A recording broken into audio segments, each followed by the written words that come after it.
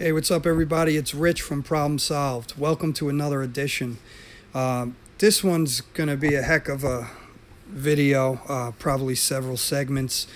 I wanted to do something as thorough as possible, but I had to do a lot of this myself. I did have my wife helping me because you just can't put this. This is the Intex 16 by 32 feet.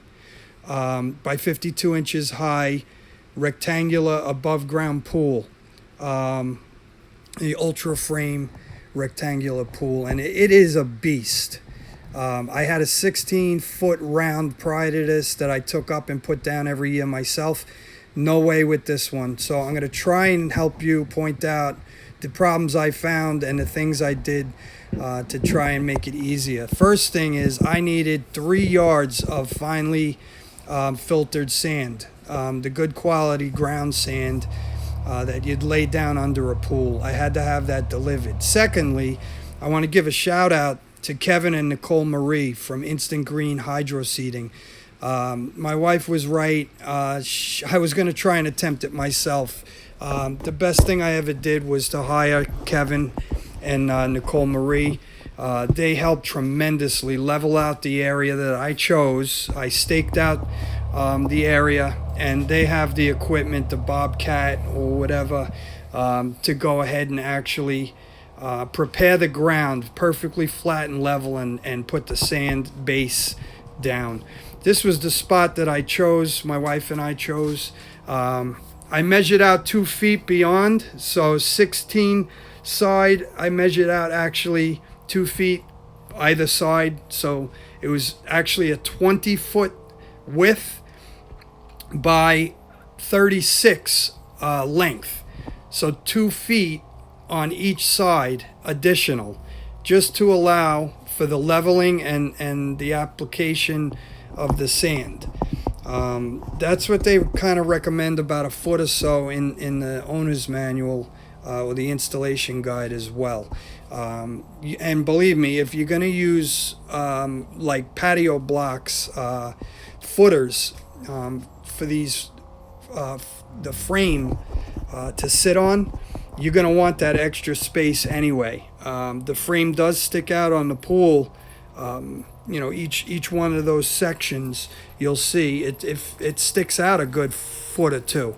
So you definitely need that extra space for proper installation of the side frame supports, the frame supports, and to allow space to adjust the patio blocks.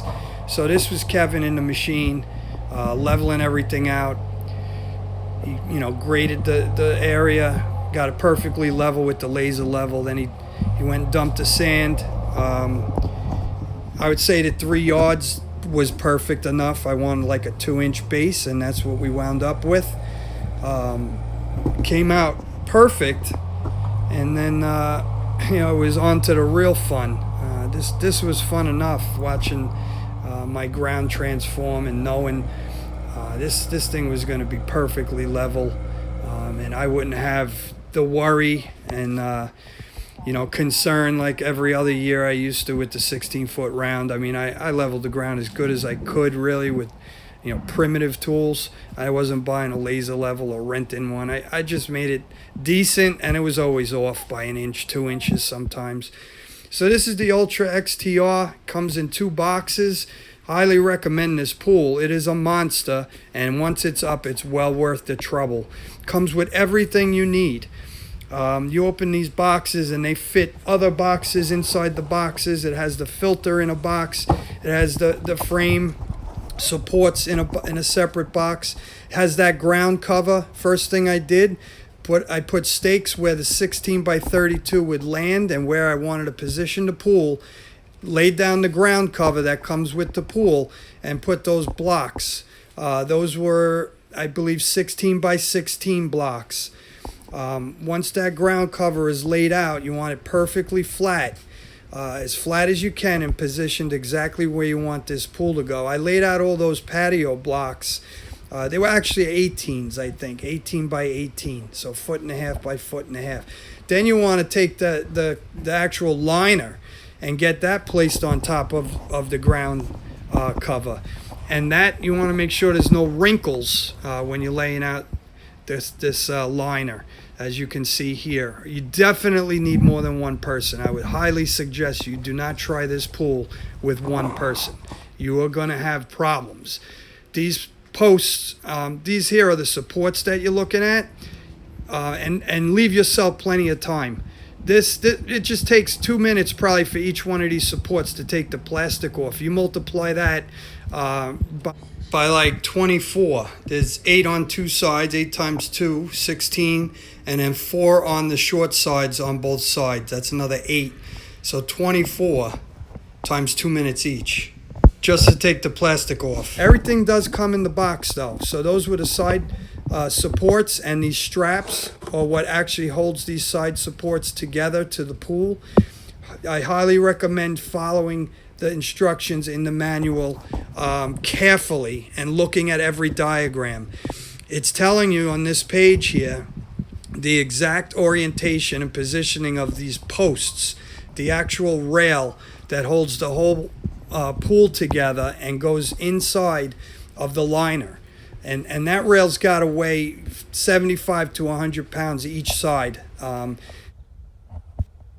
Now, what I'm showing here is that gives you the exact horizontal beam combinations, how you have to put them together.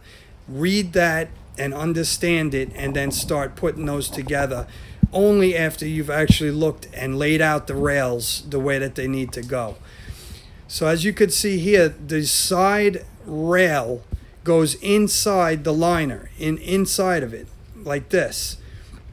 And you have to put it together and feed it through, little by little. So you do one section, like section A, and then you add the next section, if it's B, to A, and you slide it through.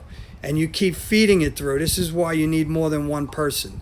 One person puts together the rail and feeds it through a corner, and then you keep adding the pieces, the correct combination in order as per the instructions.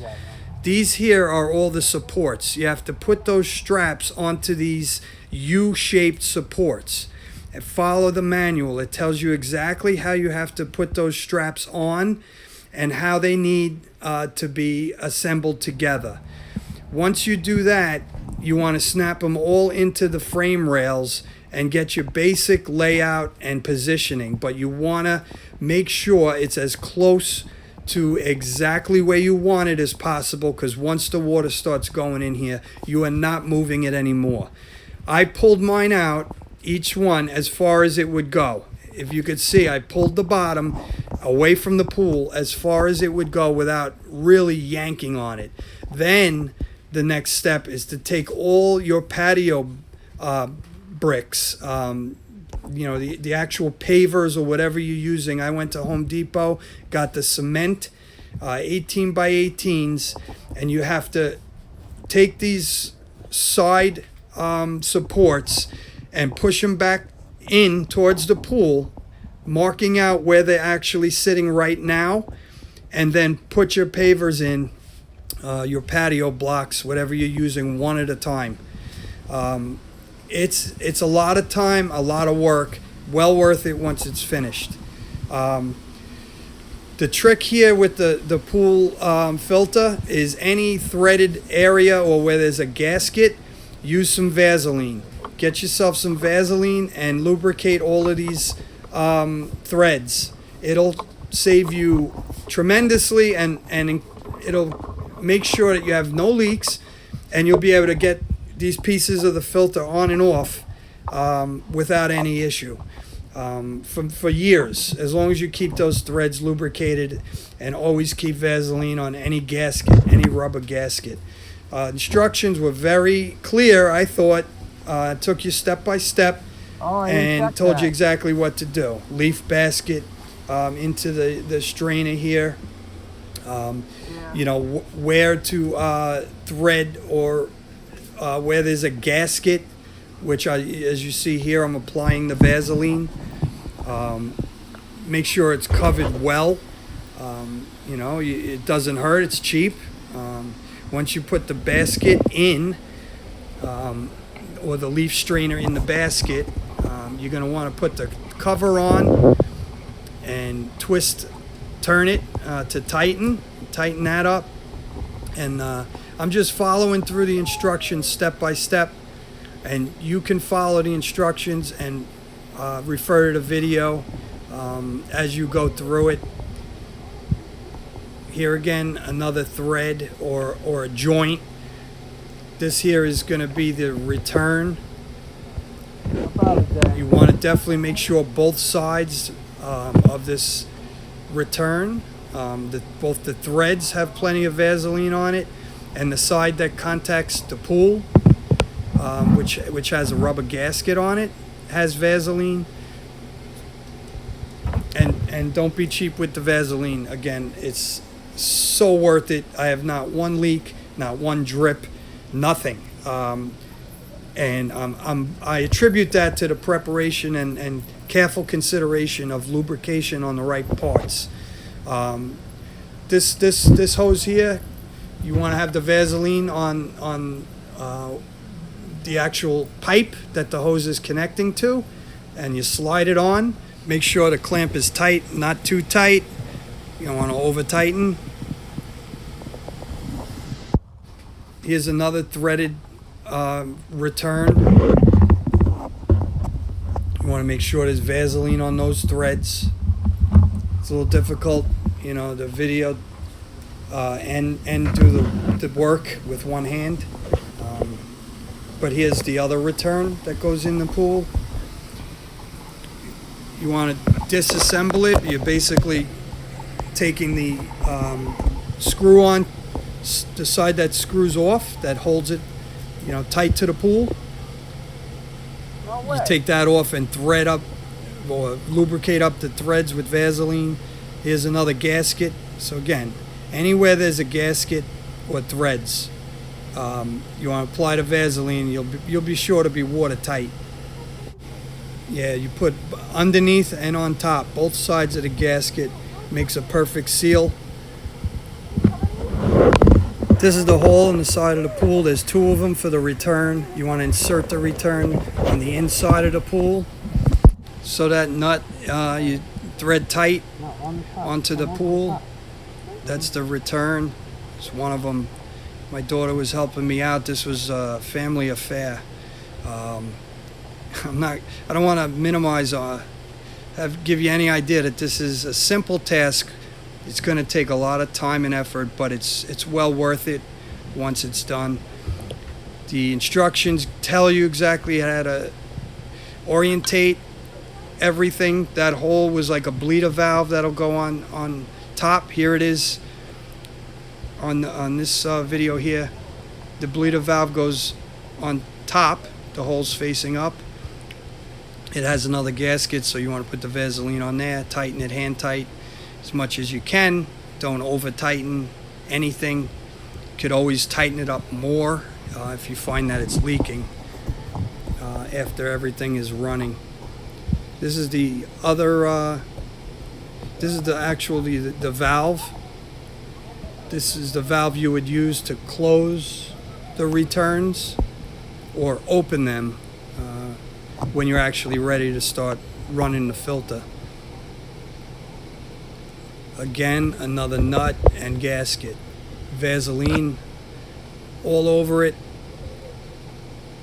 and you'll have a watertight seal. You want to make sure everything is mated together flat before you start turning that nut on so that you don't strip anything. This is how the filter comes. Inside of it is the hose that you need. So you do have to take that clamp, that large black clamp off, and take the hose out. Once you have the hose out, you can see it's basically the same on both sides of the hose, so there's no special orientation for which side of the hose goes where. But one side connects to those lines from the return. Off the bottom of it, there's gaskets and threads. everything gets Vaselined up. The other side on the filter, where that hose connects the pool to the filter, another gasket and threaded nut, Vaseline on everything, connect them together evenly, and make sure you're screwing it on straight. It should screw on easily. If it's giving you resistance from the start, it could be cross-threaded. We're going to stop here for today. Make sure to check the next part for the continuation.